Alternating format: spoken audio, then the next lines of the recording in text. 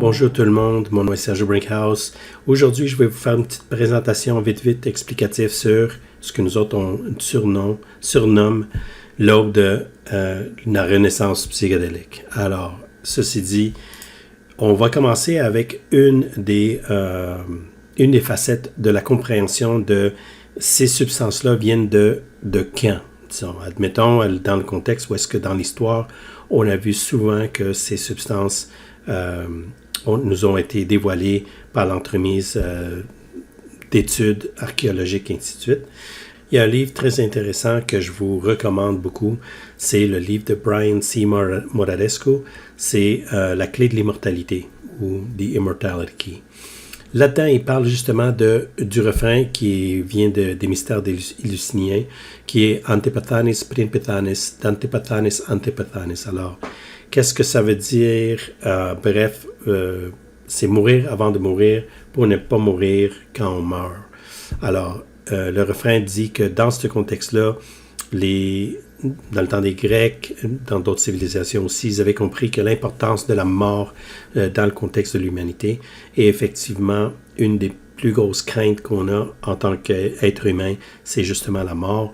Et effectivement, quand on comprend un peu le contexte de qu'est-ce qui se passe après la mort ou qu'est-ce qui se passe quand on meurt, bien là, on peut justement implémenter une meilleure type de vie. On peut comprendre que dans notre vécu, dans notre vie du quotidien, on comprend mieux qu'est-ce qui se passe effectivement dans notre soi, dans le contexte effectivement de comment qu'on vit une vie pleine. Okay? Alors, justement, dans ce contexte-là, dans l'histoire, dans l'aspect des mystères éluciniens, dans le Parthénon, dans le temps d'Athènes, des Grecs, justement, il y avait des cérémonies qui étaient présentées et faites dans le contexte avec l'utilisation des psychédéliques. Différents pots maçons ont été retrouvés. Effectivement, là-dedans, on a découvert qu'il y avait beaucoup d'utilisation de substances pour les états altérés de la conscience. Une de ces substances-là, c'était effectivement un Eucharistie qu'ils appellent le Kukion. Effectivement, ça leur connectait aux participants qui faisaient partie de cette cérémonie-là avec justement la connexion avec Dieu, avec l'univers, et pour avoir une meilleure compréhension de la vie. Et il y a beaucoup de choses qui ont décollé de ça, d'où effectivement l'évolution de l'humanité, semblerait-il, qui a une connotation basée là-dessus. C'est des théories, mais dans ces théories-là, c'est des théories qui ont du sens. Le livre de la clé de l'immortalité l'explique en fond et large, un document, un livre vraiment que je recommande beaucoup. Là-dedans, il parle beaucoup aussi du fait que dans l'histoire, c'est des substances qu'on a déjà reconnues. Alors, dans le contexte du Vatican, à Rome, quand on rentre à Rome, on a effectivement la glande pinéale qui est présente. La glande pinéale, effectivement, ça a l'air d'une cocotte de sapin, mais c'est vraiment la glande pinéale. La glande pinéale que dans notre cerveau, entre les deux hémisphères, se retrouve dans le milieu à peu près, qui est faite ou composée de cristaux à 6 points. C'est assez particulier comme glande, effectivement, dans le contexte où est-ce qu'elle est très, très, très importante. Et c'est une des particularités, justement, où est-ce elle peut créer, justement, la mélatonine. C'est elle qui est responsable, qui se convertit en pénolin, et qui, effectivement, devient le 5-MeO-DMT. Alors, il y a des théories dans le contexte où est-ce que le cerveau, le DMT est créé. Serait-il qu'il y a une corrélation entre la glande pinéale et le DMT? Il y en a qui disent oui, il y en a qui disent non, mais dans les études, c'est vraiment quelque chose qui est vraiment une antenne pour connecter avec le divin. Le Vatican, les religions l'ont compris, justement une des raisons pourquoi dans le bâton du pape, on retrouve aussi une instance de la glande pinéale. Dans le temps, justement, des anciens aussi, on retrouve la cocotte de sapin, la glande pinéale qui nous connecte avec Dieu. Les Égyptiens aussi avaient ce concept-là pareil. Alors, eux autres aussi croyaient là-dedans. Effectivement, c'était quelque chose qui, effectivement, leur faisait comprendre. Il y a une connexion entre qu'est-ce qu'on a comme outil et qu'est-ce qu'on peut utiliser pour connecter avec le au-delà. Dans l'histoire, il y a eu beaucoup de substances qui ont été retrouvées et comparées, comprises dans le temps, comme en Afrique du Nord, en Amérique centrale, en Europe. Il y a eu beaucoup de références où est-ce que ces substances ont été utilisées dans des aspects cérémoniels. Alors, dans l'histoire, il y a eu aussi beaucoup de références de l'utilisation de ces substances-là dans un contexte, effectivement, d'études, d'usage, que ce soit le LSD, le DMT, le MDMA. Il y a eu une histoire assez intéressante avec Albert Hoffman, la découverte de la psilocybine, Kevin Steves, la découverte de la synthétisation de la kétamine, et ainsi de suite. Alors, c'est vraiment un contexte assez intéressant. On peut retracer, même en 1897, justement où est-ce que la mescaline était utilisée dans un contexte d'études et justement thérapeutique. Fait que beaucoup de substances font leur apparition dans un contexte justement où est-ce que nous autres on peut les utiliser dans un aspect thérapeutique. Il y en a eu beaucoup, LSD, MDMA, kétamine, psilocybine, ibogaine, mescaline, DMT, ayahuasca, et entre autres Cambo et ainsi de suite. Même le tabac, c'est une plante mère, c'est considéré comme une plante assez primaire. Les Amazoniens l'utilisent souvent pour leur cérémonie de râpé, pour connecter justement quand ils s'en vont à la chasse, entre autres, et ainsi de suite. Fait que beaucoup d'aspects sur les contextes des plantes médicinales et les psychédéliques qui font en sorte d'avoir un mécanisme pour justement nous faire comprendre notre environnement. Un de ces médecines-là, c'est justement le 5-MeO-DMT, la médecine avec laquelle je travaille. Et effectivement, ça a été découvert par des Amérindiens. Mais dans ce contexte-là, l'histoire est un petit peu floue parce que s'arrêtait-il qu'il y a aussi un monsieur qui l'a découvert, un scientifique, qui a fait le test sur lui-même et d'où là, il a découvert le 5-MeO-DMT. Par contre, le 5-MeO-DMT existe aussi dans des plantes et dans des écorces d'arbres, et ainsi de suite. Fait que l'histoire là-dedans est un petit peu particulière pour le 5, étant donné qu'il n'y a pas nécessairement une lignée de type dans l'histoire aborigène ou quoi que ce soit. Fait qu'une médecine très intéressante. Dans le contexte du crapaud, le Bufo alvarius, où est-ce qu'on prend le venin pour faire du 5-MeO-DMT, il y a des controverses là-dedans parce que justement ceux qui l'utilisent, il faut qu'ils écrasent les glandes du crapaud pour justement extraire le venin. Ça fait mal au crapaud et ainsi de suite.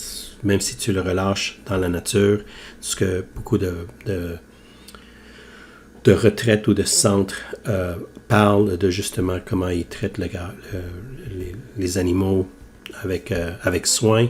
Mais par contre, quand tu fais mal à un animal pour justement extraire sa toxine, dans le contexte justement de la survie, cette toxine, techniquement, pourrait nécessairement pas être la meilleure. C'est un petit peu nuisif et il y a beaucoup de discussions là-dessus. Aussi, quand on écrase la glande pour extraire le venin du crapaud, il y a une grosse différence d'un crapaud à un autre crapaud. Le venin n'est pas le même grade. Alors, c'est vraiment particulier comme instance pour la raison que nous autres, on utilise justement l'exploitation des chimistes. Alors, les chimistes, on extrait la molécule qui est le 5-MeO-DMT, que nous autres, on surnomme la molécule de Dieu. Une grosse partie des psychédéliques sont surnommés comme étant la molécule de l'esprit, ou le spirit molecule. Nous autres, quand on travaille avec le 5-MeO-DMT, c'est vraiment la molécule de Dieu, parce que c'est vraiment quelque chose qui te connecte avec, et c'est vegan. Alors, on n'est pas en train de faire du mal à des pauvres capots. La particularité avec le 5-MeO-DMT et d'autres DMT, effectivement, avec d'autres DMT, le NN, 4-ACO, ainsi de suite, il y en a plein. C'est des substances qui vont nous faire voir, comme la psilocybine, des fractales, des images, des lutins, plein de choses vont être présentes. Mais dans le contexte du 5-MeO-DMT, il n'y a absolument rien. On appelle ça le vide. Et c'est vraiment une introspection, vraiment un voyage à l'intérieur de soi. Beaucoup d'effets anti-inflammatoires avec le 5-MeO-DMT, beaucoup d'études là-dessus. Alors, vraiment intéressant comme médecine. Les effets sur la conscience, effectivement, c'est quelque chose qui nous amène à connecter avec une expérience mystique, qui nous amène justement avec la connexion avec l'univers, la connexion avec nous-mêmes. Et effectivement, une des particularités du 5-MeO-DMT, c'est la dissolution de l'ego. Il y a très peu de médecines qui sont capables de faire ça, dont le 5-MeO-DMT. Et ce que moi j'apprécie beaucoup, c'est lorsque l'ego se déconnecte de nous, ça nous donne effectivement l'opportunité de voir nos problématiques d'un espace, d'un aspect nécessairement, pas nécessairement où est-ce qu'on commence à paniquer, à analyser, mais vraiment d'un espace où est-ce que ça c'est le travail de l'ego, et ça c'est pas quelque chose qu'on vit quand on est sur la médecine, alors on est capable de voir nos problèmes d'un espace d'amour. Et dans cet espace d'amour-là, ce qui est vraiment la base de l'univers, quand on parle de l'amour, on ne parle pas nécessairement « j'aime mon chat, j'aime le spaghetti, j'aime ». Non, on parle vraiment d'un concept où est-ce que l'univers est bâti sur l'amour. Ceux qui ont fait la médecine ou ceux qui ont fait d'autres types de médecine vont comprendre un peu ce contexte-là. Moi, je l'ai vécu avec l'ayahuasca, mais je l'ai revécu aussi avec le 5. Et effectivement, ce que ça nous permet de faire, c'est vraiment de nous amener à une croissance personnelle assez élevée. J'ai déjà eu un participant qui était un expert dans la maîtrise de la méditation, 10 ans d'expérience et tout, et lui m'a dit, Sergio, ça c'est comme 10 ans de méditation dans une cérémonie. Fait que vraiment une médecine très puissante. J'ai même eu un expert ou une personne qui avait eu beaucoup de travail avec des psychologues. Puis il m'a dit, Sergio, c'est comme 400 heures de traitement de psychologue en une session. Alors, c'est une médecine très puissante qui nous aide justement à faire cette connexion et être capable justement d'aller chercher des outils pour nous guérir et pour passer à travers certaines circonstances de notre vie. Les bienfaits thérapeutiques, ça relève le stress, l'anxiété, la dépression. Il y a des études qui ont été faites sur le contexte justement de la guérison qui est possible avec le 5-MeO-DMT pour guérir le PTSD, les gens qui souffrent de beaucoup de blessures, beaucoup de traumatismes. C'est vraiment une facette où est-ce que quand on fait la dissolution de l'ego, on est capable justement d'aller voir tous ces traumas, toutes ces problématiques, mais d'une autre vision, de la perception de nous-mêmes, qui est notre esprit. C'est vraiment une expérience assez particulière. Il y a eu beaucoup d'études qui ont été faites sur la neuroplasticité, la connectivité cérébrale, des organismes comme FIVE Research, l'Université College London travaille en conjonction. Il y en a beaucoup d'autres aussi. Il y a beaucoup d'études qui sont en train de sortir. Il y a un programme avec John Hopkins qui s'en vient aussi. Alors, il y a beaucoup d'études qui fait en sorte que les gens commencent à comprendre les bienfaits justement de l'utilisation de cette médecine-là. Il y a une étude qui a été faite justement avec 18 personnes qui souffraient de dépression chronique et ils ont eu une rémission de 100%. Alors c'est très puissant comme médecine, quelque chose qui peut vraiment venir faire une guérison. Les considérations légales, effectivement, c'est dans le contexte où est-ce que on parle de l'utilisation de cette médecine-là. Pour le moment, de ce qu'on voit, c'est au Canada, il n'y a pas de permission de vente ou de distribution. Par contre, en avoir et en utiliser est complètement légal. Le Canada le voit comme un supplément alimentaire. OK. Mode de livraison du 5-MeO-DMT. Alors, dans le contexte du 5, c'est très particulier comme médecine. Elle est très versatile. La façon la plus traditionnelle, plus connue, c'est le vaporiser. Alors, on prend la médecine, on le met dans une mèche, on le met dans un bubbler, comme vous l'avez à l'écran, et on allume le feu. Et effectivement, on vient vaporiser la médecine que la personne va consommer. Ça, c'est la version standard qu'on connaît dans un contexte cérémonial. La durée est très courte. La médecine prend à peu près 10 secondes à prendre effet. Et effectivement, on est dans un contexte d'état altéré de la conscience pendant une quinzaine à une trentaine de minutes. Tout dépendamment du dosage. La version rectale, qui semblerait-il fonctionne dans la même facette, par contre un petit peu plus particulier de faire ça tout seul, même qu'aucune médecine devait être faite tout seul, mais les gens ont tendance à faire ça tout seul, et effectivement dans le contexte rectal, c'est pas quelque chose qu'on recommande. Sûrement dans un contexte où est-ce qu'on a une thérapeute ou quelqu'un qui nous assiste Ça, c'est quelque chose, mais encore une fois, rectal, c'est assez particulier. Moi, j'en connais pas personne qui l'a fait encore de cette facette-là. Intramusculaire, j'ai déjà entendu parler des gens qui ont fait l'expérience. C'est une expérience assez particulière aussi, d'être capable de vivre ça directement dans le système sanguin. Alors, quelque chose vraiment d'intéressant. Je n'ai jamais fait, mais ça a l'air que c'est assez particulier comme expérience. Et la version intranasale, celle qu'aussi je travaille avec, c'est un mode de prendre la médecine justement par le nez avec l'entremise d'un tépi, c'est une pipe qu'on voit à l'écran, d'une façon chamanique que les anciens, que les tribus amazoniennes font pour l'absorption du tabac, le tabac sacré qui est le râpé. Dans ce contexte-ci, nous autres, on mélange le 5-MeO en mode cristal ou en mode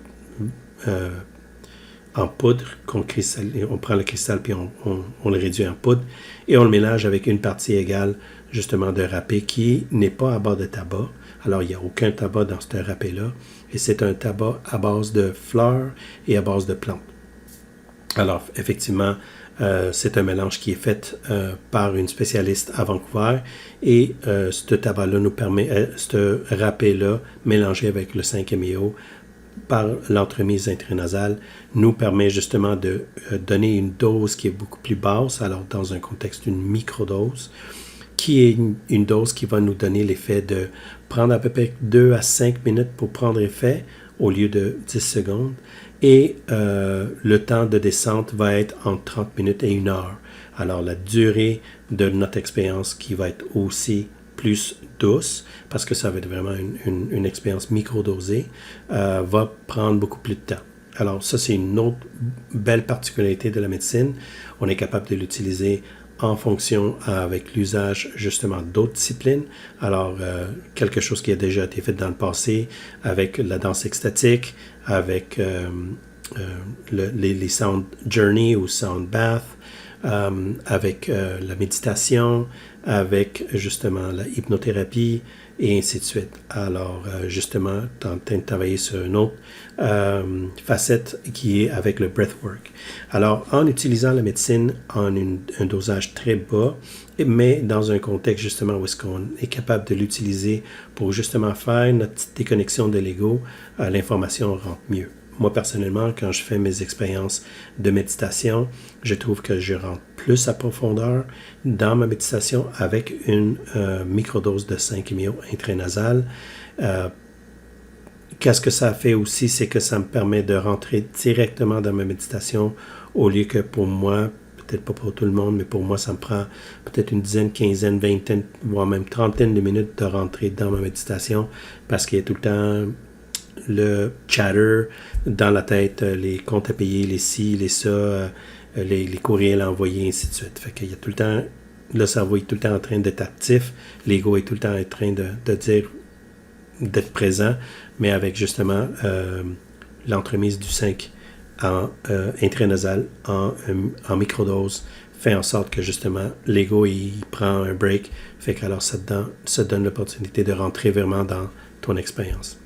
Alors, dans le contexte des différents états alternés de la conscience, on a de la méditation, on a le jeûne alimentaire, on a la respiration holotropique, on a la prière, on a les pratiques spirituelles, on a la danse, les danses chamaniques, on a l'hypnose et aussi on a le psycho. Moi, je travaille avec des lunettes de luminothérapie, ça fait 20 ans que ça existe. Effectivement, cette technologie-là nous permet de rentrer dans un état altéré de la conscience avec la luminothérapie.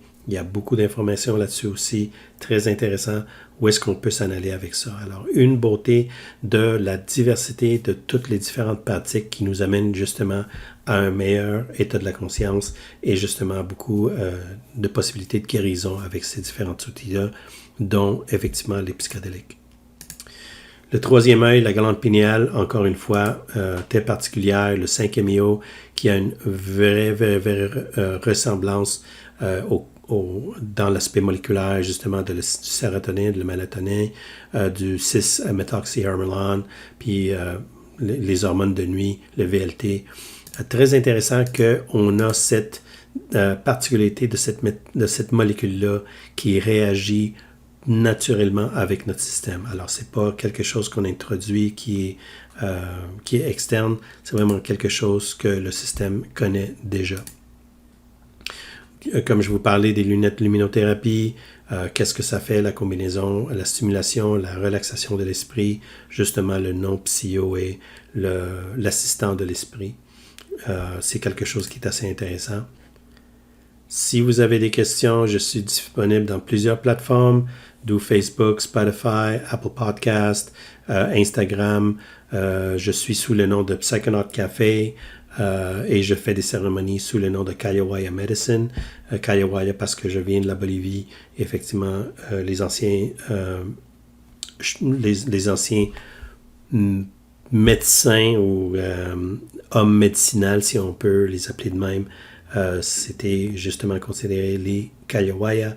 Je viens de la ville de La Paz qui est reconnue comme étant le nom aborigène et Collasuyo, qui veut dire effectivement l'endroit où est-ce que la médecine se trouve. Alors, tout ça pour vous dire merci pour l'écoute. J'espère que ça va vous donner un petit peu d'informations là-dessus. Encore une fois, si vous avez des questions, n'hésitez pas à me les poser et j'espère vous voir dans une de nos cérémonies et être capable de connecter avec vous pour n'importe quelle nécessité. Allez, passez une belle journée.